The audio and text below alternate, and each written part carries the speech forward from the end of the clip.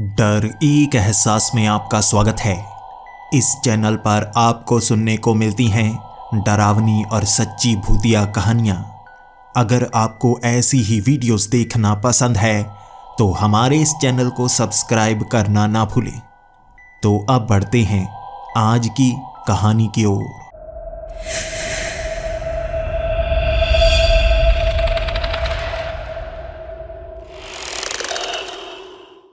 Hello दोस्तों, मेरा नाम पुनीत है और मैं पंजाब का रहने वाला हूँ। मैं पंजाब के एक छोटे से शहर में रहता हूँ और मैं एक गरीब परिवार में जन्मा था।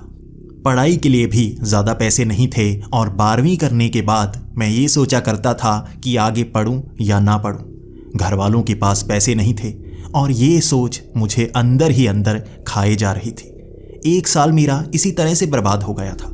मैं इस असमंजस में था कि काम करूं या पढ़ाई करूं, लेकिन मेरे दिमाग ने कहा था पढ़ना बहुत ज़्यादा ज़रूरी होता है। 1 साल का गैप डालने के बाद मैं ग्रेजुएशन कर पाया था और वो भी डिस्टेंस लर्निंग से। मैंने BSc IT की थी और उसके बाद मुझे लगा था कि मैं कंप्यूटर बहुत ही अच्छी तरह से जानता हूं और मुझे कोई ना कोई काम मिल जाएगा। लेकिन जब सच्चाई का चांटा आपके चेहरे पर पड़ता है तो सब कुछ साफ हो जाता है। मैं इसे रियलिटी का झापड़ कहता हूँ। हमारी ज़िंदगी में ये झापड़ हमें बार बार पड़ता है। बचपन से लेकर बुढ़ापे तक ये झापड़ हमें पड़ता जाता है और हमें बदलता जाता है। मैं सोच रहा था ग्रेजुएशन के बाद अच्छा काम मिलेगा और मैं कहीं पर सेट हो पाऊंगा, लेकिन ऐसा नहीं हो पा रहा था। काम तो छोटा मोटा भी नहीं मिल पा रहा था और एक छोटी सी दुकान पर मैं बहुत कम पैसों में लगा था। भले ही 6 घंटे काम करता, लेकिन पैसे इतने कम मिलते कि मेरा गुजारा भी नहीं हो पाता। मैं उन पैसों से आगे पढ़ने की सोच रहा था, लेकिन पैसे कम होने के कारण ये सोच भी मन से निकालनी पड़ी। उसके बाद थोड़ा अच्छा काम मिला। मैं एक गाड़ियों की एजेंसी में काम करने लगा, लेकिन वहाँ पर भी पैसे इतने ज़्यादा नहीं थे कि मैं कह सकूँ कि मैं सेट हो पाया था। बस ये गुजारे के लिए थे, लेकिन सपने तो बड़े थे ना। कभी मैं ज़्यादा पैसे कमा पाऊंगा, लेकिन कैसे कमाऊंगा ये मुझे पता नहीं था। मेरे सभी दोस्त धीरे धीरे आगे बढ़ते जा रहे थे और मेरे पास रास्ता ही नहीं था। ज़िंदगी आपके सामने अंधेरी होने लगती है जब आपकी उम्र बढ़ने लगती है और रास्ता नज़र नहीं आता। मैं भी वहाँ पर काम करते करते ऐसा महसूस कर पा रहा था जैसे ये 1 साल नहीं बल्कि एक दशक हो। हर साल दशकों की तरह लग रहा था और मैं 1 साल में जैसे खुद को बूढ़ा होता हुआ देख पा रहा था। क्या करूं मैं, कैसे करूं मैं? और तभी कहते हैं ना, जिंदगी में करिश्मा हो ही जाता है। वैसा ही करिश्मा उस दिन हुआ था। मेरे घर पर एक कुरियर आया था। मुझे नहीं पता ये कुरियर किसने भेजा था, क्योंकि मैं इंटरनेट से कुछ भी मंगवाया नहीं करता था। मुझे भरोसा ही नहीं हुआ करता था और जेब में इतने पैसे नहीं थे कि मैं कुछ भी मंगवा पाता। बस खाने पीने का ही गुजारा हो पाता था। लेकिन ये बड़ा सा बक्सा था और एड्रेस भी मेरे घर का था और उस पर नाम भी मेरा लिखा गया था। ये कुछ भारी था और किसने भेजा था, कहाँ से भेजा था, मैं ये जान नहीं पाया था। बस उसे अपने कमरे में ले गया और धीरे धीरे खोलने लगा। मन में ये डर भी था कहीं ये किसी और का नहीं, लेकिन अगर किसी और का होता तो एड्रेस मेरा क्यों डाला गया होता और नाम मेरा ऊपर पुनीत क्यों लिखा गया होता। अपने कमरे में मैं अकेला था और मैं उस कुरियर को खोलने लगा। उसके ऊपर बहुत मोटे मोटे लिफाफे चढ़े हुए थे। उन लिफाफों को खोलते खोलते लगभग आधा घंटा लग गया और उसके अंदर से छोटा सा बक्सा निकला, 1 फुट लंबा 1 फुट चौड़ा। और जैसे ही मैंने उस बक्से को खोला, अंदर से भी वो लकड़ी का बक्सा बहुत गंदा था और उसमें एक किताब थी। मैंने उस किताब को खोला तो उसके पन्नों पर कुछ भी लिखा नहीं गया था, बल्कि उस किताब के बाहर ही कुछ शब्द थे और वो भी अधूरे से। उस पर लिखा हुआ था द लेजेंड ऑफ, और नीचे एक लाइन बनी हुई थी। शायद उस पर मुझे खुद लिखना होता, लेकिन ऐसा गिफ्ट मुझे क्यों दिया गया था, इसका मैं क्या करूँगा? इसका जवाब मेरे पास नहीं था और मैं पूछता भी तो किससे पूछता? वहाँ पर ना तो कोई फ़ोन नंबर था और मेरे पास वैसे भी फ़ोन नहीं हुआ करता था। लेकिन तोहफे की कद्र आपको तब होती है जब आपकी जेब में पैसे नहीं होते। वो गंदा सा बक्सा, उसमें रखी वो किताब, कोई भी शायद उसे कचरे में फेंक देता, लेकिन मैं उसे भी फेंक नहीं रहा था क्योंकि जेब में पैसे ही नहीं थे और उस गंदे से बक्से का भी मैं इस्तेमाल कर सकता था सामान रखने के लिए, और उस खाली पन्नों वाली किताब को भी मैं नोटबुक की तरह इस्तेमाल कर सकता था। उन दोनों चीज़ों को मैंने अपने पास ही रख लिया और सोचने लगा, अब करूं तो क्या करूं। ये था साल 2017। तब मुझे ख्याल आ रहा था कहीं कोशिश तो करनी होगी पैसे कमाने के लिए। अगर मेरा शहर छोटा है तो मुझे किसी बड़े शहर में जाना होगा, लेकिन बड़े शहर में खर्च कैसे कर पाऊंगा। मेरी जेब बिल्कुल खाली थी, मेरे पास पैसे ही नहीं थे कि मैं वहां पर रह पाता। इसलिए ये सोच भी मैंने बदल दी थी। मैं बस मन में ये ख्याल रखे हुए था कुछ पैसे कमा लूँ इस शहर से, तभी बाहर निकल पाऊंगा। लेकिन वो पैसे कैसे कमा पाता, जितनी कमाई होती उतने खर्च हो जाते। और तभी मुझे पता लगा था यूट्यूब का। वहाँ पर कई लोग अपने चैनल बना रहे थे और मुझे पता लगा था इससे कुछ पैसे कमाए जा सकते हैं। मैं पहले से जानना चाहता था कैसे इंटरनेट से पैसे कमाए जा सकते हैं। मेरे भाई के पास एक पीसी हुआ करता था और मैं उसी पर बैठकर ये सर्च किया करता आखिर कैसे हम इंटरनेट से पैसे कमा सकते हैं। और पहला रास्ता मेरी आंखों के सामने आया था, वो यूट्यूब का था। लेकिन यूट्यूब पर वीडियो कैसे बनाते हैं, उसे कैसे डालते हैं और क्या क्या काम करने पड़ते हैं, ये जानकारी भी कहाँ से मिलती मैं नहीं जानता था। लेकिन इंटरनेट पर आपको वो हर जानकारी मिलती है जो आप ढूंढने की कोशिश करते हैं। मैंने भी वो ढूंढना शुरू कर दिया। खुद ही वीडियो कैसे एडिट करते हैं, आपकी आवाज़ कैसी होनी चाहिए, हर चीज़ में सीखता जा रहा था और धीरे धीरे एक चैनल बनाकर वीडियोस बनाने लगा। थोड़ी थोड़ी वीडियोस चलने लगी थी, लेकिन उससे भी इतने ज़्यादा पैसे नहीं कमा पा रहा था कि मैं घर का गुजारा चला पाता। उसके बाद वो किताब मेरे हाथ में थी, उसे मैं इस्तेमाल कर रहा था कि उस पर लिखूंगा, क्योंकि स्क्रिप्ट सबसे ज़्यादा ज़रूरी होती है। और मैं पहले बिना स्क्रिप्ट के ही वीडियो बनाए जा रहा था। पहली बार उस पर स्क्रिप्ट लिखने के बारे में सोचा था मैं सोच रहा था अपने चैनल का अच्छा सा नाम क्या रखूं। एक नया चैनल बनाता हूं जिसमें मेरी खासियत है, उस पर काम करता हूं, लेकिन क्या काम मैं सबसे अच्छे से कर सकता हूं। कहानियाँ, मुझे कहानियाँ सुनना बहुत पसंद था, कहानियाँ बनाना बहुत पसंद था। मैंने सोचा क्यों ना मैं कहानियाँ बनाऊं, लेकिन कैसी कहानियाँ बनाऊं। डरावनी कहानियाँ बनाता हूँ। लोगों को डरावनी भूतों की कहानियाँ सुनना बहुत ज़्यादा पसंद होता है। क्यों ना अपने चैनल को एक डरावना चैनल ही बना लूं। तो मैंने उस किताब पर द लेजेंड ऑफ, नीचे जो लाइन थी वहाँ पर लिखा था डर एक एहसास। मैंने ये शब्द पेंसिल से लिखे थे ताकि मैं उन्हें दोबारा मिटा पाता, और वहाँ पर कोई और नाम लिखना होता तो वो लिख पाता, क्योंकि यूट्यूब पर कई चैनल नहीं चलते थे और आपको बार बार नाम भी बदलना पड़ता था, क्योंकि कई बार कुछ नाम चल नहीं पाते और कुछ नाम बहुत अच्छे से चल जाते। लेकिन पेंसिल से लिखे हुए वो शब्द जैसे पक्के तौर पर छप गए थे। दूसरे ही दिन वो चमकने लगे थे, जैसे मैं पेंट से उस पर लिख चुका था। लेकिन कैसे? क्या ये पन्ने ही कुछ ऐसे थे कि पेंसिल से लिखने के बावजूद भी उस पर वो अक्षर छप से जाते? लेकिन मेरी कुछ वीडियोस चलने लगी थी और मुझे कहानियाँ जल्दी से जल्दी बनानी थी। मेरे पास अब समय कम होता, मुझे काम पर भी जाना पड़ता, और जब मैं काम से वापस आता घर पर आकर वीडियोस का काम करता, और रात के समय मेरे पास कुछ वक्त बचता और उसमें मैं सोच रहा था क्यों ना डरावनी कहानियाँ लिखना शुरू कर दूं। ये पहला दिन था, रविवार की रात 8 बजे। अंधेरे में जब आपको डर लग रहा हो तो आप कहानी भी सबसे अच्छी लिखना शुरू कर देते हैं। सोचते सोचते 9 बजे से ज़्यादा का समय हो गया था। कमरे में मैं अकेला था। एक छोटी सी लाइट जला रखी थी, हाथ में पेन पकड़ रखा था और पहले पन्ने पर पहली कहानी का शीर्षक लिखना चाहता था। यूट्यूब पर मैंने बहुत एक्सपीरियंस गेन कर लिया था। मैं जान गया था ये कहानियाँ चल सकती हैं। मैंने अपनी आवाज़ अच्छी बना ली थी, क्योंकि मेरा पहला चैनल काफ़ी अच्छे से चल रहा था। अब इन कहानियों के चैनल को मैं अच्छे से चला पाऊँ और मुझे कुछ कमाई भी हो जाएगी। पहली कहानी का शीर्षक दिल्ली से चंडीगढ़। मेरे मन में अजीब अजीब ख्याल आ रहे थे। ये रास्ते में अगर कुछ भयानक हो जाए तो कैसा होगा। छोटी कहानी लिखता हूँ। मैंने छोटी कहानी लिखनी शुरू की और मैंने जैसे ही पेन से वो पहले पन्ने पर लिखा था, मेरी आंखों के सामने अंधेरा सा गया था। कभी कभी ऐसा हुआ करता था, मुझे घबराहट होती और चक्कर आ जाते। लेकिन ये चक्कर बहुत अजीब थे। ऐसा लग रहा था मैं कुछ देख रहा हूँ चमकता हुआ, आंखें मेरी बंद थीं। जैसे ही मेरी आंख सही तरह से काम करना शुरू हुई, मैं एक गाड़ी में बैठा हुआ था। मैं घबरा सा गया। क्या मैं सपना देख रहा हूँ? मैं कहाँ पर मौजूद हूँ? मैं अपनी गाड़ी के अंदर देखने लगा था। ये किसकी गाड़ी है? मैं स्टीयरिंग वाली साइड पर बैठा हुआ था। अचानक से मैंने स्टीयरिंग पकड़ लिया क्योंकि गाड़ी काफ़ी तेज़ चल रही थी। ये बिल्कुल सच्चाई जैसा लग रहा था।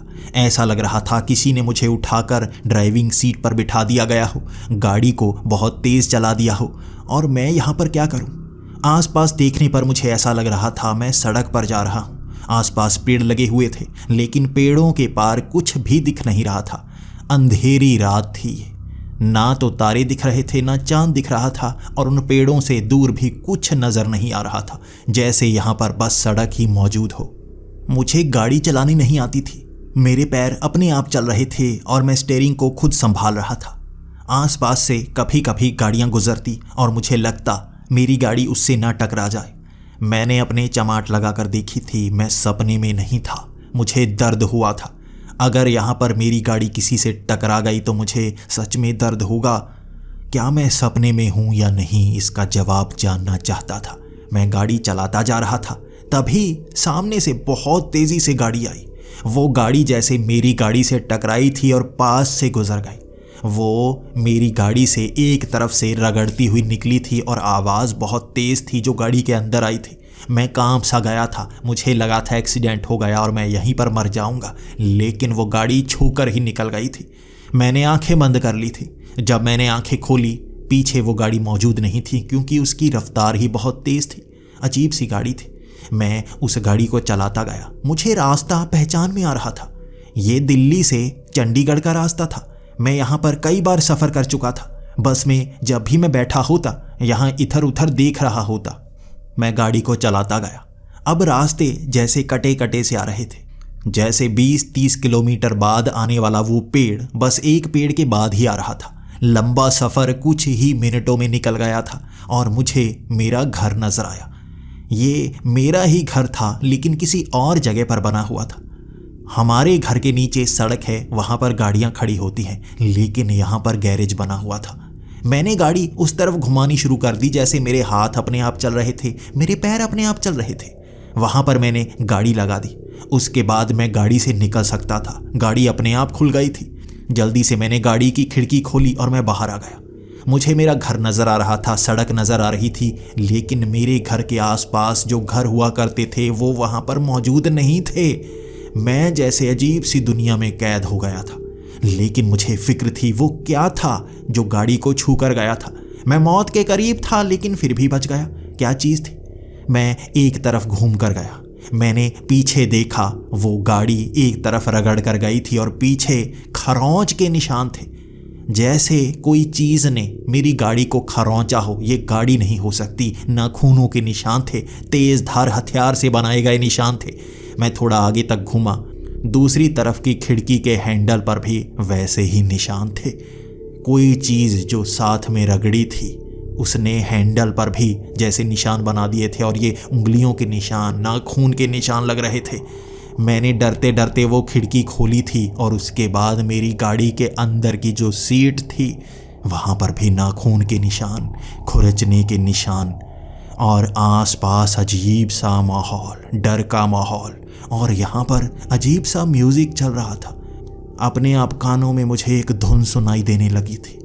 मैं इस चीज़ से डरा हुआ था। वो क्या था जो गाड़ी को छूकर चला गया, और क्या मैं उस चीज़ को अपने घर तक ले आया था? इस सोच से मैं इतना डरा कि मेरी आंखें बंद हो गई, और जब मेरी आंखें खुली मेरे हाथ में वो पेन था, वो किताब मेरे सामने थी, और जो जो मेरे साथ हुआ सामने लिखा हुआ था। मैंने उस किताब को फेंक दिया। डर कर मैं पीछे हो गया। वो बक्से को मैंने बंद कर दिया। मेरे हाथ पैर फूल चुके थे। कहाँ से आया हूँ मैं? ये मैं कहाँ चला गया था? मैं किसी और दुनिया में चला गया था। उस रात मैं सो नहीं पाया था। अपने बेड पर लेटा हुआ मैं सोचे जा रहा था, क्या हुआ मेरे साथ? क्या इस बात को किसी को कह भी पाऊंगा? अगली सुबह मैंने अपने दोस्तों से कहने की कोशिश तो की थी, लेकिन वो मुझ पर हंस पड़े थे। वो हमेशा मुझसे जला करते थे। मैं यूट्यूब पर काम करने लगा था, कुछ पैसे कमाने लगा था। मैं दिन के वक्त एक आईटी कंपनी में काम करता। ये छोटी सी कंपनी थी जहाँ पर मैं सारा दिन कंप्यूटर पर बैठा रहता, अपना दिमाग खर्च करता रहता। घर आकर मैं यूट्यूब पर काम करता और दोनों से मिलाकर थोड़े अच्छे पैसे कमाने लगा था।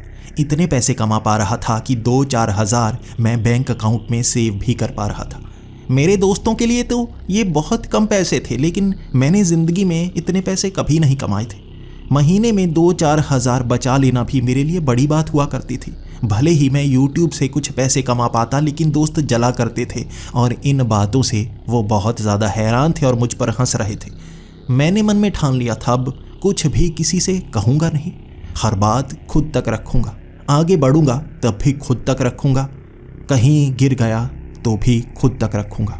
वो रात की घटना को मैं सपना ही समझ रहा था, लेकिन उन पन्नों पर वो कहानी पूरी तरह से लिखी हुई थी। अब मैं करता क्या? कहानी बहुत अच्छी थी और ये बस एक पहला सा भाग था जिसका मैं एंड भी नहीं कर पाया था, लेकिन उसी कहानी पर मैंने वीडियो बनाई और उसी नाम पर वो चैनल, डर एक एहसास, जिसकी पहली कहानी थी दिल्ली से चंडीगढ़, और इस कहानी को मैंने पोस्ट कर दिया। ये कहानी लोगों को अच्छी लगी और मुझे भी बनाते बनाते बहुत मज़ा आ रहा था। मुझे लगा इस कहानी को आगे बढ़ाना चाहिए। शायद वो मेरी आंखों का भ्रम था। क्या मुझे उन पन्नों पर कहानी को आगे और लिखना चाहिए? लेकिन उस किताब को खोलते ही उस पर कोई शब्द नहीं लिखे हुए थे। दिल्ली से चंडीगढ़ की कहानी उस पर से मिट चुकी थी। किताब को मैंने बंद किया, लेकिन बाहर वो नाम अब भी छपा हुआ था, द लेजेंड ऑफ डर एक एहसास। क्या करता मैंने कहानी आगे लिखने की सोची। जब मैं उस अजीब सी आत्मा को घर पर ले आया था, उसके बाद क्या हुआ? मैंने लिखना शुरू किया और जैसे ही मैंने पेन उन पन्नों को छुआ, मैं उस घर में था। ये मेरे घर जैसा ही था, लेकिन कुछ अलग सा। मेरे घर में सेकंड फ्लोर नहीं था, लेकिन यहाँ पर तो फर्स्ट फ्लोर, सेकंड फ्लोर और थर्ड फ्लोर भी बना हुआ था। ऐसा लग ही नहीं रहा था कि ये मेरा घर ना हो। मैं सेकंड फ्लोर पर गया, वो भी मेरे घर के फर्स्ट फ्लोर की तरह ही था। अनजानी सी चीज़ लगी ही नहीं। तभी मैंने आवाज़ लगाई। यहाँ इस घर में मेरे दिमाग में अपने आप बहुत सारी यादें भी घूम रही थी। यहाँ पर मैं अकेला नहीं रहता, अपने एक दोस्त शिवराम के साथ रहता हूँ। असल में भी मेरा एक दोस्त था शिवराम, जो दिल्ली में रहता था, लेकिन यहाँ पर वो मेरे साथ रूममेट था। अजीब अजीब सी यादें मेरे दिमाग में घूम चुकी थी। ये कहानी है जो उस किताब की मैं असल में जीता हूँ, और मुझे अब इस कहानी में वही करना होगा जो वहाँ पर घटनाएं घटेंगी। मुझे नहीं पता था भविष्य में क्या होने वाला है, लेकिन रात के 3 बजे मैं आया था। मैं अपने बेड पर जाकर लेट गया। साथ वाले बेड में शिवराम सोया हुआ था। मैं जैसे ही लेटा, शिवराम बार बार करवटें लेने लगा। वो करवटें लेता जा रहा था, जिस कारण वहाँ बहुत सारी आवाज़ें आई जा रही थी। मैं सो नहीं पा रहा था। मुझे लग रहा था मैं सोऊंगा और जब मैं आंखें खोलूंगा तो मैं इस दुनिया से बाहर पहुंच चुका हूँगा, लेकिन ऐसा नहीं हो पा रहा था। वो बार बार मुझे तंग कर रहा था, मुझसे कॉन्सेंट्रेट नहीं हो पा रहा था, मैं सो नहीं पा रहा था। तभी मैंने उससे कहा, बार बार आवाज़ क्यों कर रहा है, जल्दी से सो जा। मैंने ये कहा और वो अब आवाज़ें करना बंद हो गया। उसके बाद उसने बिल्कुल आवाज़ नहीं की और तब मुझे नींद आई, लेकिन ये नींद भी जैसे कुछ पलों की ही थी। कुछ पलों तक मैंने आंखें बंद करके रखीं और जैसे ही मैंने आंख खोली, दिन हो चुका था। मैंने पास के उस बेड पर देखा, वहाँ पर शिवराम मौजूद नहीं था। ये सब कहानी सच में मेरे साथ घट रही थी। मैं उठा और देखने लगा शिवराम कहाँ पर है। मैं वहाँ सीढ़ियाँ उतरकर नीचे गया। किचन नीचे था और मैं सेकंड फ्लोर पर था। जैसे ही मैं किचन में गया, वहाँ पर शिवराम कुछ बना रहा था। शिवराम खाना बना रहा था और मैंने उससे सवाल किया, तू आज जल्दी उठ गया? उसने भी कहा, जल्दी? क्या मतलब? मैं तो यार अभी अभी आया हूँ और मुझे बहुत भूख लगी है, मैं अभी खाना बना रहा हूँ। तभी मेरे दिमाग में ख्याल आया, अगर ये अभी अभी यहाँ पर आया है तो रात को साथ वाले बेड पर कौन था? इस बात ने मुझे बहुत ज़्यादा डरा दिया और मैं भागता हुआ ऊपर गया। जैसे ही मैं इधर उधर देखने लगा, वहाँ पर कोई मौजूद नहीं था। ये बात मैं शिवराम को बताना चाहता था, लेकिन नीचे से अजीब सी आवाज़ आई, जैसे कुछ गिरने की। तभी मुझे फ़ोन आया। मेरे पास फ़ोन भी मौजूद था, जबकि असल में मैंने ज़िंदगी में कभी फ़ोन लिया ही नहीं था। इस कहानी में मेरे हाथ में फ़ोन था और मुझे चलाना भी आता था। मैंने उस फ़ोन को उठाया। उसमें भारी सी आवाज़ थी, लेकिन शिवराम की आवाज़ मैं पहचानता था। उसने कहा, जल्दी से किचन में आ जाओ। ये भारी सी आवाज़ थी और मैं ये आवाज़ सुनकर जल्दी से नीचे जाना चाहता था। मैं सीढ़ियों से उतर रहा था। यहाँ नीचे वाले कमरों में सीढ़ियों के नीचे भी छोटी सी जगह बनाई गई थी जिसके दरवाजे लगे हुए थे, लेकिन साइड में कुछ और नहीं था। मैं सीढ़ियों से उतर रहा था, तभी वहाँ सीढ़ियों के नीचे से एक हाथ निकला जिसने मेरी टांग पकड़ ली। उसने मेरी टांग खींची और पूरा खींचकर सीढ़ियों के अंदर ही ले गया। मैं कांप सा गया था, ये कौन है? मेरे कान में आवाज़ आई थी और उसने कुछ शब्द कहे थे। आवाज़ मैंने पहचान ली। ये शिवराम की आवाज़ थी और उसने बस यही कहा था, किचन में मत जाना। इन शब्दों से मैं बहुत ज़्यादा डर गया और आंखें बंद कर ली। जैसे ही मैंने आंखें खोली, वो किताब मेरे सामने और हाथ में मेरे पेन। मैं डरा डरा सा, सहमा सहमा सा उस कहानी से मैं बाहर आ गया। लेकिन कैसे? क्या इन कहानियों को मैं जीता हूँ? कैसे? क्या मेरे दिमाग में कुछ है जो मैं किसी को बता नहीं पाता? वहाँ पन्ने पर पूरी कहानी लिखी हुई थी। क्या इन पन्नों पर जब मैं कहानी लिखता हूँ मुझे ऐसा लगता है मैं जी रहा हूँ? मुझे कुछ समझ में नहीं आता। लेकिन जब पहली कहानी मैंने एनालिटिक्स में देखी, वो बहुत अच्छी चली हुई थी। वो चैनल धीरे धीरे बढ़ रहा था। मैंने सोचा क्यों ना इस कहानी को भी पब्लिश कर ही दूँ। मैंने उस कहानी पर भी वीडियो बनाई और भर भर कर कमेंट्स आए। कहानी उन्हें अच्छी लगी थी और अगला पार्ट भी चाहिए था। हर रात मैं यही करने लगा था। मैं उन पन्नों पर कुछ लिखता और उस कहानी को खुद जीता। मैं उन कहानियों को जीता जा रहा था और अब डर कम लगने लगा था। ना मैं भूतों से डरता था, ना प्रेतों से डरता था, क्योंकि उनसे मैं लड़ता था। कई अजीब अजीब घटनाएं होती मेरे साथ, मेरे नाम बदल जाते। मैं उस नाम के साथ उस कहानी में जीता। अजीब अजीब सी यादें आ जाती। कभी मेरी कोई पत्नी होती, कभी बहुत सारे बच्चे होते, तो कभी मैं बस 12 साल का लड़का होता। मेरा शरीर भी उन कहानियों में बदल जाता। मैं उस समय को जीता और अब मुझे इस सवाल का जवाब चाहिए था कि ये किताब किसने मुझे भेजी है और इस ज़िंदगी को किसने बनाया है। मेरा चैनल बहुत अच्छा चलने लगा था और लोगों को ये कहानियाँ तो पसंद आ रही थी, उन्हें बड़ी कहानियाँ चाहिए थी। वो 40 से 50 मिनट की कहानियाँ मांगने लगे और मैं इतनी बड़ी कहानी क्या लिख पाता। मैंने सोचा था कि आज बड़ी कहानी लिखूंगा। मैंने वो बड़ी कहानी लिखनी भी शुरू की और तब मेरी ज़िंदगी बदल गई थी। वहाँ मुझे वो कहानी जीनी पड़ती। बड़ी कहानी जितनी भयानक, उतनी भयानक मेरी ज़िंदगी हो जाती उस कहानी में। भले ही वो बस एक रात ही बीतती, लेकिन बड़ी कहानियाँ बहुत डरावनी थी। मैं जीता था उस कैरेक्टर को।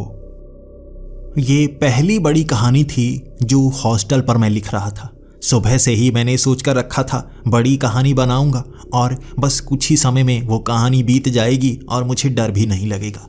लेकिन जब उस कहानी में मैं गया था, वो कहानी ख़त्म होने का नाम नहीं ले रही थी। डरावने डरावने से एहसास। आज पहली बार इतना ज़्यादा डर लग रहा था। इससे पहले डर लगना धीरे धीरे कम हो गया था, लेकिन आज ये कहानी ख़त्म होने का नाम नहीं ले रही थी। ये कहानी 28 मिनट की थी और मैं वहाँ लगभग पूरी एक रात रहा था और पूरी रात बस मैं भागता रहा, उस कहानी को ज़िंदगी की तरह जीता रहा। जब उस कहानी से बाहर निकला था तो पूरे 24 घंटे जी कर निकला था और रात के अभी 10 ही बजे थे। असल में मैं 1-2 घंटे के लिए गायब होता, लेकिन वहाँ पर पूरी ज़िंदगी जी कर आता। पहली बार इतनी लंबी कहानी लिखने में मुझे इतनी ज़िंदगी जीनी पड़ी थी और मैं थका हारा सा। मुझे जल्द ही नींद आ गई थी। अगले दिन मैंने रिकॉर्डिंग की और हर किसी ने नीचे यही कहा था, आपकी आवाज़ में वो एहसास है जैसे आप इस कहानी को खुद जी चुके हों, जैसे आपका नाम वही हो, आपके साथ खुद ये घटनाएं हुई हों। किसी को मैं क्या बताता, सच में मेरे साथ वो घटनाएं होती हैं। सच में मैं उस कहानी को जीता हूँ। जितनी भयानक कहानी मेरी, उतनी भयानक ज़िंदगी होती है। मैं वो जी कर आता हूँ, बचकर। इसके बाद बड़ी बड़ी कहानियां मैं लिखता गया और कुछ कहानियों में कुछ दिनों तक वहीं पर फंसा रहा। जैसे ही मैं उस कहानी से बाहर आया मैंने ठान लिया था अब और नहीं, बस मैं और कहानियां नहीं लिख सकता। मैं इस ज़िंदगी को नहीं जी सकता। यहाँ घंटे बीतते हैं लेकिन वहाँ पर मैं हफ्तों तक जी कर आता हूँ। मुझे मेरा दिमाग फटता हुआ लग रहा था, लेकिन कहानियाँ चलने लगी थी। मैं पैसे कमाने लगा था। मुझे नहीं पता मैं इसे लालच कहूँ या अपनी किस्मत, लेकिन ये कहानियाँ सबको पसंद आ रही थी, ये कहानियाँ चल रही थी और लोग मुझसे और कहानियाँ मांग रहे थे। मेरे घर का गुजारा अच्छा चलने लगा था क्योंकि मैं ये कहानियाँ लिखता जा रहा था और कहानियाँ चलती जा रही थी। पैसे अच्छे बनने लगे थे और मैं किसी काम में इतने पैसे नहीं कमा पाता जितने यहाँ पर कमा पा रहा था। मैं क्या करता? मैं उसी जिंदगी को जीने लगा। मैं और कहानियाँ बनाता गया और जैसे जैसे कहानियाँ बनती गई लोगों को पसंद आती गई। हर किसी का यही सवाल होता, आप कहाँ से लाते हो ये कहानियाँ? कहानियाँ बहुत अच्छी होती हैं, ऐसा लगता है आपने ज़िंदगी जी हो, ऐसा लगता है ये कहानियाँ कोई और बना नहीं सकता और आपकी आवाज़ में बहुत सच्चाई होती है। मैं जवाब नहीं दे सकता, मैं किसी से बात नहीं करता, मैं इस राज को खुद तक ही रखता हूँ। लेकिन कुछ ऐसे राज भी हैं जिसका जवाब मेरे पास भी नहीं है। वो किताब मुझे किसने भेजी थी? क्यों इस किताब में लिखी हुई हर बात मैं जी कर बाहर आता हूँ और वो कहानी ऐसी होती है जो मेरे दिमाग में चलती है और सच्ची घटनाओं की तरह बीत जाती है। अब मैं उस किताब में कुछ लिखना नहीं चाहता था। ये छुट्टी का दिन था। मैं उस किताब को खंगालना चाहता था, उसमें क्या क्या मौजूद है। लेकिन तभी मेरा एक दोस्त मेरे घर आ गया। जैसे ही वो मेरे कमरे में पहुंचा, मैं उस किताब को छिपाना चाहता था। मैं अपने इस दोस्त से 1 साल से नहीं मिला था और उसे अब पता चला था कि मैं YouTube पर काम करने लगा हूँ। वो बस मुझसे बात करने आया था। मैं उस बक्से को छिपाना चाहता था, उस किताब को छिपाना चाहता था, लेकिन वो मेरे हाथ में थी। जब वो मेरे कमरे में आ गया, मुझे देखते ही वो कहने लगा, अबे ऐसे खाली हाथ ऊपर को करके क्यों बैठा है? मैंने कहा, ऊपर को करके मतलब क्या कहना चाहते हो? मैंने उस किताब को बंद किया और उस बक्से में डाल दिया। वो मेरी तरफ देखकर कहने लगा, अबे कहानियां बनाते बनाते तू पागल तो नहीं हो गया? ये क्या कर रहा है? खाली हाथों को क्यों घुमाए जा रहा है? मैं उस कमरे में अपने उस दोस्त से 15 मिनट तक बात करता रहा था। ना तो उसने उस किताब की कोई बात की, ना उस बक्से की, जैसे उसे वो बक्सा नजर ही ना आ रहा हो। वहाँ पर बैठे बैठे बार बार मेरी नज़र बक्से पर जाती, लेकिन मेरे दोस्त की नज़र कभी बक्से पर जाती ही नहीं। बड़ा अजीब सा गंदा सा बक्सा था जो इस साफ कमरे के अंदर पड़ा था। सबसे अजीब चीज़ मेरे घर में वही थी, लेकिन उसने कोई सवाल नहीं किया। मन में बहुत सारे भ्रम थे। मैं जानना चाहता था, क्या सच में ये किताब, ये बक्सा सिर्फ मुझे ही नज़र आता है? मैंने उस बक्से को एक बैग में डाला था। उसके बाद मैं 2-3 दोस्तों के पास गया था। वहाँ उस बैग में मैंने कई और चीज़ें भी डाली हुई थीं और मैं हर बार अपने दोस्त से यही जाकर कहता, मेरे इस बैग में किताब निकालना ज़रा, मैं कुछ लिखना चाहता हूँ। मेरे दोस्त हर बार बैग को खंगालते रह जाते, यार पेन पड़ा है, बाकी सब कुछ पड़ा है, किताब तो कोई नहीं है। किसी को वो किताब नज़र नहीं आती थी, सिर्फ मुझे नज़र आती थी। हर किसी से पूछ कर देख लिया था, तब मुझे यकीन हुआ था ये एक ऐसी किताब है जो सिर्फ मुझे दिखती है, कोई और उसे देख नहीं पाता। कहानियाँ बनती जा रही थी, उन कहानियों को मैं जीता जा रहा था, लेकिन वो कहानियाँ जिसमें मेरी मौत होती, वो दर्द भी मुझे सहना पड़ता। वहाँ मुझे असली दर्द होता। कुछ कहानियों में मैं विलन होता जो अंत में सबके सामने आता और मुझे वो सज़ा भी मिलती। कुछ कहानियों में मैं ऐसी जगह पर भटक जाता जहाँ मुझे सच्चाइयाँ सी दिखती। कुछ कहानियों में दुनिया खत्म हो रही होती तो वहाँ पर भी मुझे रहना पड़ता। कुछ भाषाएं अपने आप में सीखने लगा था और जब मैं कहानी से बाहर निकलता मुझे कई भाषाएं आती थी। लेकिन अब मैं उस किताब में ये देखना चाहता था कि मैं इसकी सच्चाई कैसे जान पाऊँ। वो कौन है जिसने मुझे ये किताब दी है? कोरियर से आई है, यानी वो कोरियर बॉय इसे देख सकता था, तभी तो उसे पैक किया गया होगा ना। लेकिन जानूँ कैसे? अब मैं उस किताब को अच्छी तरह से देखने लगा, कुछ तो अलग होगा। कभी उस किताब को पूरा नहीं देखा था मैंने, बस पन्नों को तेज़ी से निकाल दिया था कि हर पन्ना खाली था। लेकिन उसके बीच में एक काला पन्ना भी था। काला पन्ना? सफ़ेद पन्नों में काला पन्ना बहुत अजीब सा लगता है, लेकिन बाहर से नज़र नहीं आता। अब उस पन्ने को खोलकर रात के 8 बजे हाथ में पेन लिए मैं सोच रहा था, यहाँ पर लिखूं तो क्या लिखूं? मैं यहाँ पर इस किताब को भेजने वाले के बारे में कुछ जानना चाहूँगा ना। जैसे ही मैंने पेन उस काले पन्ने पर रखा था, मैं काली अंधेरी सी जगह पर था। ऊपर से रोशनी पड़ रही थी जैसे किसी बल्ब की हो, लेकिन सिर्फ मुझ पर पड़ रही थी, आसपास और कुछ नहीं था। यहाँ खड़ा मैं इधर उधर देखने लगा। ये कैसी कहानी है? मैंने कुछ सोचा भी नहीं था। पहले मैं हमेशा सोचा करता किसी चुड़ैल की कहानी बनाऊंगा, थोड़ी दिमाग में आती और उसके बाद मैं लिखना शुरू कर देता और अंदर पहुंच जाता, लेकिन आज कुछ सोचा नहीं था। मैं सवालों के जवाब जानना चाहता था और इस काले पन्ने तक आया था। अब किस कहानी को सहना होगा? क्या काली जगह में मैं फंस तो नहीं गया? यहाँ पर मैंने अपने मुंह से शब्द निकाले थे, कोई यहाँ पर मौजूद है? क्या मैं ऐसी जगह पर फंस गया हूँ? कोई जवाब दे सकता है? कोई जिंदा है यहाँ पर? तभी वहाँ एक आवाज़ गूंजी थी। ये आवाज़ बहुत भारी सी थी, जानी पहचानी सी लग रही थी, लेकिन किसकी थी? उस आवाज़ में आया, मैं यहाँ पर हूँ लेकिन तुम्हें दिखाई नहीं दूंगा क्योंकि मैं इसके अंदर नहीं हूँ। इसके अंदर सिर्फ तुम हो। इस आवाज़ को सुनकर सुकून आया था। अब किसी से मैं बात तो कर पाऊंगा, शायद ये भी एक कहानी का ही हिस्सा हो। मैंने पूछना शुरू कर दिया, तुम कौन हो? जवाब मिला, ये मैं बता नहीं सकता, इससे बहुत कुछ बदल सकता है। मैंने कहा, बदल सकता है? क्या बदल सकता है? क्या कहानी बदल सकती है? ठीक है, जान गया। अगर कहानी में पहले ही मैं ये जान गया कि तुम कौन हो तो कहानी आगे बढ़ेगी नहीं। कोई बात नहीं, बाद में खुद जान लूंगा। मुझे ये बताओ, मैं कहाँ पर हूँ? कौन सी जगह है ये? जवाब मिला, तुम उसी किताब में हो। वो किताब तुम्हें मैंने ही भेजी थी। ये शब्द सुनकर मैं हैरान सा हो गया। इसका मतलब मैं कहानी में नहीं हूँ? जवाब मिला, नहीं, तुम कहानी में नहीं हो और तुम्हें वही जानकारी मिलेगी जो उचित होगी। अब मैं थोड़ा सा घबरा गया था और उसके बाद मैंने कहा, तो यहाँ से मैं बाहर कैसे निकलूँगा अगर ये कहानी नहीं है? क्या मैं हमेशा के लिए फंस गया? तो मुझे जवाब मिला, अगर तुम नीचे बैठ जाओगे, आंखें बंद कर लोगे और पैरों को मोड़ लोगे, इस पन्ने से बाहर निकल जाओगे। इसके बाद मैं वैसा ही करने लगा। मैं और सवाल नहीं करना चाहता था, सीधा बाहर निकलना चाहता था।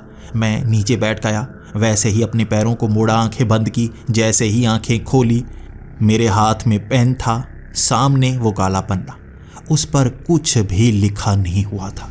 मैं हर पन्ने को खंगालने लगा। वहाँ हुई घटना यहाँ लिखी होनी चाहिए, हर बार यही तो होता है। मैं जो भी घटना को जीकर आता हूँ इस किताब में, वो यहाँ पर लिखी हुई होती है, उसी से मैं कहानी बनाता हूँ। लेकिन इन घटनाओं की कोई कहानी नहीं बनी। मैं सीधा बाहर आ गया, इस पर तो कुछ भी कर नहीं सकता। अब मैं सोच रहा था, क्या मुझे वापस जाना चाहिए? क्या ये तरीका हर बार काम आएगा?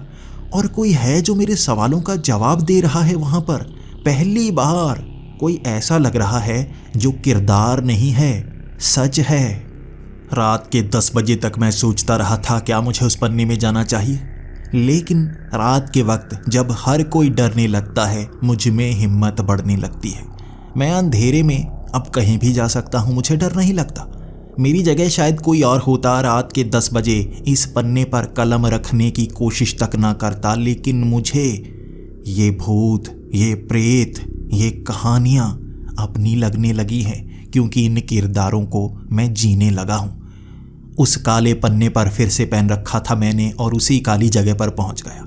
अब यहाँ पर मैं उस आवाज़ से सवाल करना चाहता था, क्या तुम मेरे बारे में जानते हो?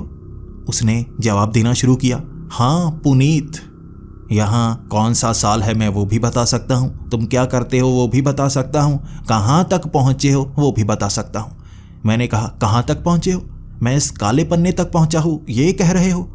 उसने कहा, नहीं, तुम 2022 के अंत तक पहुँचे हो ये बता सकता हूँ। तुमने क्या क्या किया है और तुम क्या क्या करने वाले हो वो मैं जानता हूँ, लेकिन बता नहीं सकता। अब मैं उससे सवाल करता भी तो क्या, वो भविष्य जानता है लेकिन बताएगा नहीं। मैंने कहा, मुझे ये किताब क्यों दी गई है? ये कहानियाँ मुझे क्यों बताई जाती हैं? तो उसने कहा, हर किसी का एक मकसद होता है, तुम्हारा मकसद भी पहले से तय है, इसलिए ये किताब तुम्हें ही दी गई है। तुम ही इन कहानियों को दूसरों तक पहुंचा सकते हो। मैंने कहा, लेकिन इन कहानियों को दूसरों तक पहुंचाने का मकसद क्या है? क्या मेरे पैसे कमाने का मकसद है जो मैं इससे कुछ कमा पाता हूं? तो मुझे जवाब मिला, नहीं, ये कुछ पैसे जो तुम्हें मिलते हैं ये तो कुछ भी नहीं है। जो भविष्य में होगा उससे तुम अनजान हो, लेकिन मकसद कहानियों को पहुंचाना है। ये एक बड़ी श्रृंखला की कड़ी है जो यहीं से आगे बढ़ेगी।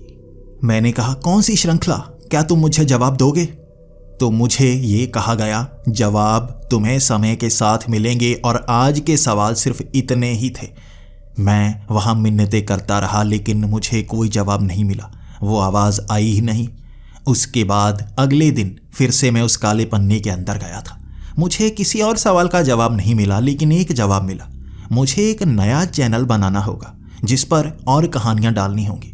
मैंने उस आवाज़ से कहा था, मैं थक जाऊंगा, मैं इतनी कहानियाँ नहीं बना पाऊंगा, मुझे रिकॉर्ड करनी पड़ेंगी। मैं कैसे रिकॉर्ड कर पाऊंगा? मैं कैसे एडिट कर पाऊंगा? समय मेरे पास कम होता है। मैं पहले ही 2 चैनल चला रहा हूँ, कैसे मैं तीसरे चैनल को चला सकता हूँ? मेरे पास समय नहीं होगा। उस आवाज़ ने कहा, समय तुम्हारे पास जितना है दुनिया में किसी के पास नहीं है। तुम 2 या 3 नहीं, हज़ारों चैनल चला सकते हो। क्या तुम जानना चाहोगे कैसे? मेरी एकदम से आंखें चमक गई थी। यहाँ मैं समय से बाहर हो जाता हूँ। अगर यहाँ पर मैं काम कर पाऊँ तो कुछ भी कर सकता हूँ। वो आवाज़ दोबारा नहीं आई थी, लेकिन जवाब मुझे मिल गया था। मैं फिर से सफ़ेद पन्नों पर कहानियाँ जीता, उन कहानियों को काले पन्नों में लाके बनाना शुरू कर देता।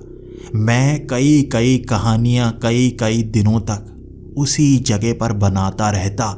जब बाहर आता कुछ घंटे बीते हुए होते। वो कहानियाँ बड़ी आसानी से काम कर पाती। मैं कुछ समय में ज़्यादा कहानियाँ बनाने लगा था। जिन कहानियों को लिखने में कई लोग हफ्ते लगा सकते हैं, एक 40 मिनट की कहानी बनाने में 1 से 5 दिन बड़े आराम से लग जाते हैं। मैं उसे सिर्फ आधे घंटे से लेकर 1 घंटे में बना दिया करता। हर दिन मैं एक कहानी डालने लगा था जो कोई कर नहीं सकता था। और ये 2 चैनल पर हर रोज़ एक करके कहानी पढ़ने लगी थी। लेकिन यहाँ पर भी सफ़र रुकने नहीं वाला था। मुझे उसी काले पन्ने से एक तीसरे चैनल बनाने की बात पता चली और ये चैनल सबसे खास होने वाला था, जिससे मैं बहुत सारे बदलाव ला सकता था। मैंने अलग से ये तीसरा चैनल भी बनाया जो डरावना था। कुल 4 चैनल पर मैं काम करने लगा था। मैं हर रोज़ एक वीडियो डालता, इसी के साथ और भी कई वीडियोस डालता। कोई समझ नहीं पाता मैं कम समय में काम कैसे कर पाता हूँ, लेकिन जवाब किसी के पास नहीं होता। मैं काले पन्ने के अंदर बैठा बैठा काम करता रहता और मुझे जवाब मिलते रहते। मैं ये सोचने लगा था, ये बनावटी कहानियाँ जिसमें मैं जीकर आता हूँ, लोग इसे सच मानते होंगे। मेरे लिए ये पूरी तरह से सच है, मैं जीता हूँ, लेकिन क्या इस दुनिया में वो सच है? मुझे उस दिन जवाब मिला था जब मैं घूमने के लिए गोवा गया हुआ था। वहाँ पर घट रही उन घटनाओं का मेल मैं देख पा रहा था। वहाँ पर हुआ वो कत्ल जिसके सामने खड़ा मैं ये सोच रहा था, ये कहानी मैंने सुनी हुई है, ये कहानी मैंने जी हुई है। और वो चेहरा जो मेरे सामने आया था, ये मेरे किरदार का चेहरा था जब मैं आईने में देख रहा था। मेरे किरदार असली थे, मैं उनकी ज़िंदगी जी रहा था। वो अंधेरी दुनिया में मैं सिर्फ कहानियों में नहीं जीता, मैं असली घटनाओं में जीता था। मैं उन पैसों का इस्तेमाल उन जगहों पर जाने के लिए कर रहा था। क्या वो घटनाएं सच्ची हैं? मैं विदेशों में नहीं जा पाता, लेकिन देश के उन हिस्सों में जाकर जब उन कहानियों की पड़ताल करता, सच्चाई मेरे सामने आती। कुछ कहानियाँ ऐसी थी जो भविष्य में घटती, जबकि कुछ कहानियाँ बहुत पहले घट चुकी होती। समय के अंतराल में कई कहानियाँ जी चुका था और हर एक कहानी सच बनती जा रही थी। उस काले पन्ने की आवाज़ मुझे बार बार यही कहे जा रही थी, सिर्फ आवाज़ नहीं, तुम्हारे चेहरे का भी एक मकसद है। मेरा चौथा चैनल जिस पर मैं अपने चेहरे की वीडियोस डालने लगा था, लेकिन वो बातें मैं कहीं से ढूंढता नहीं बल्कि मुझे बताई जाती। वो आवाज़ मुझे वो किस्से बताती। ये मैं किस्से जीता नहीं बल्कि मुझे सुनाए जाते जब मैं ढूंढता वो सच होते। कुछ किस्से भविष्य के जिन पर मुझे वीडियो बनाने का दबाव बनाया जा रहा था। मैं वो वीडियोस नहीं बनाता, लेकिन वो आवाज़ कहती है ज़रूरी है, सच सबका जानना बहुत ज़रूरी है। मैं उस आवाज़ को नकार देता। मैं कई छोटे छोटे चैनल बनाता। मैं सोचता मैं इन कहानियों में क्यों फंसा हुआ हूँ। अगर मेरी आवाज़ की पहचान बन चुकी है, मैं कोई और चैनल बनाता हूँ, उस पर काम करता हूँ और इस किताब को अपने दिमाग से निकाल देता हूँ, कहीं दूर फेंक आता हूँ। मैंने कोशिश की, मैंने गेमिंग चैनल बनाया, मैंने टेक का चैनल बनाया, मैंने अलग अलग काम किए, लेकिन कुछ नहीं चला। बस जैसे यही चल रहा था, ये बार बार मेरे सामने आ जाता और इस किताब में मुझे जाना ही पड़ता। मेरी मजबूरी बन गई थी। वो सवाल कि कुछ कहानियों में दुनिया खत्म हो जाती है, कुछ कहानियों में सारी दुनिया एक भ्रम है, क्या वो एक सच्चाई है? वो आवाज़ मुझे जवाब नहीं देती। मैं उससे पूछता रह जाता, वो जवाब नहीं देती। अगर हर कहानी सच्ची है तो हर घटना सच्ची होनी चाहिए। क्या सब सच होगा? मुझे कोई जवाब नहीं मिलता। मेरा मकसद अब उस काले पन्ने में सिर्फ यही रह गया था कि मैं जानूं वो आवाज़ किसकी है, मेरा भविष्य का मकसद क्या है। मैं उससे अपनी ज़िंदगी का मकसद जानना चाहता था और वो आवाज़ मुझे ऐसे जवाब देती जिसको मैं समझ नहीं पाता और भविष्य में ही जान पाता। अब मैं जितना समय मिलता उससे बात करता, मैं जानने की कोशिश करता ये आवाज़ किसकी है। यहाँ पर हर एक किरदार एक सच्चे इंसान का ही है। कहीं ना कहीं वो मौजूद है या मौजूद भविष्य में होगा, तो ये जो आवाज़ है वो भी कभी ना कभी मौजूद तो होगी। उससे बातें करता, उसके बोलने के पैटर्न को मैं नोट करता। वो किस किस शब्द का इस्तेमाल करता है मैं वो भी जानता। वो किस किस भाषा में किस तरह से बात करता है मैं उसे नोट करने लगता। यही मेरे सवालों का जवाब है। मैं धीरे धीरे उसकी भाषाओं को भी जानने लगा था। वो लगभग हर भाषा जानता था। वो आवाज़ जिसकी थी उसे दुनिया की हर भाषा आती थी। ऐसा कैसे हो सकता है? कोई इंसान हर भाषा कैसे जान सकता है? मैं अब 15 भाषाएं बोल सकता था क्योंकि मैं उन किरदारों में जी चुका था। मैं दुनिया के अलग अलग भागों में, उन देशों में रह चुका था, हफ्तों महीनों वहाँ जी चुका था, वो भाषाएं सीख चुका था उन कहानियों के अंदर, और ये किरदार हर भाषा जानता था। अब मैंने नोट करना शुरू किया। हर भाषा में एक अलग पैटर्न था। कुछ शब्द उर्दू के रहमत, बरकत, वाजिब, वो इस तरह के शब्दों को इस्तेमाल करता और उर्दू जब मैंने सीखी ये शब्द मैं भी ज़्यादा इस्तेमाल करने लगा था। वहाँ खास पैटर्न जो मैं भी इस्तेमाल करता वो आवाज़ वाला भी इस्तेमाल करता। भाषाएं किस तरह बोली जाती हैं, कुछ घटनाएं जो बीत चुकी हैं, कुछ भाषाएं जो ख़त्म होने की कगार पर हैं, वो उन भाषाओं का इस्तेमाल करता। मुझे भी वो भाषाएं उतनी ही आती, वही शब्द उसे आते, वही शब्द मुझे आते। उससे जो भी सवाल पूछता वैसा जवाब मिलता जितनी जानकारी मुझे है। जो जानकारी मुझे नहीं वो उसे नहीं। ये मेरी आवाज़ थी भारी। ये मैं था जो खुद को जवाब दिया करता, लेकिन उसे मुझसे ज़्यादा पता था। उसे हर भाषा आती थी। कैसे? इतने समय तक, साल 2022 का अंत, उससे मैंने यही सवाल किया था, तुम कौन हो? ये मैं जानता हूँ, लेकिन क्या मैं पागल हूँ? क्या मैं खुद से बात करता हूँ? कोई जवाब नहीं मिला था। मैंने कहा था मैं ही हूँ जो ये जवाब दे रहा हूँ, लेकिन भविष्य से। मैं जानता हूँ ये किताब मुझे किसने दी है, ये बक्सा मुझे किसने दिया है। मैंने खुद ने भविष्य से ये बक्सा और ये किताब खुद को ही भेजी है। खुद ही मैंने ये सारी कहानियाँ भविष्य से खुद तक पहुँचाई हैं। ये घटनाएं वही जान सकता है जो इनमें जी चुका हो, यानी कि मैं। इसीलिए उस आवाज़ को घटी हर घटना का पता होता है। मैं भाषाएं सीखता जा रहा हूँ और भविष्य में हर भाषा सीखूंगा। मैं खुद को क्यों बता रहा हूँ कि मेरा मकसद क्या है, क्या होने वाला है भविष्य में, जिसमें मेरा एक किरदार है। क्या एक ऐसी कहानी जो अंतिम होगी उसकी तरफ हम बढ़ते जा रहे हैं? कौन सी होगी वो कहानी? क्या होगा उसमें? ये सब कुछ मुझे पता लग गया था और वो आवाज़ आना बंद हो चुकी थी। जैसे ही मैं उस काले पन्ने से बाहर आया, उस किताब में कोई काला पन्ना मौजूद नहीं था, सिर्फ सफ़ेद पन्ने। मैं दोबारा उस किताब में जाना चाहता था, सवालों के जवाब जानना चाहता था, मैं खुद से बात करना चाहता था, लेकिन वो काला पन्ना अब नहीं आ रहा।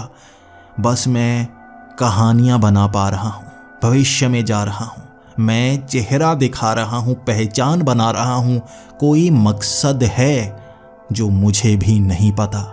कुछ ऐसा होने वाला है जो दुनिया बदल देगा और मैं उससे जुड़ा हुआ हूँ। क्या होगा भविष्य में, इसका जवाब तो भविष्य में ही मिलेगा। मैं तब तक वो कहानियों में जिंदगी जीता रहूँगा। डर एक एहसास में आपका स्वागत है और मेरे नए चैनल पुनीत भाई को सब्सक्राइब ज़रूर कर लें। हो सकता है भविष्य में मैं कोई ऐसी जानकारी दूं जो आपके भी होश उड़ा दे।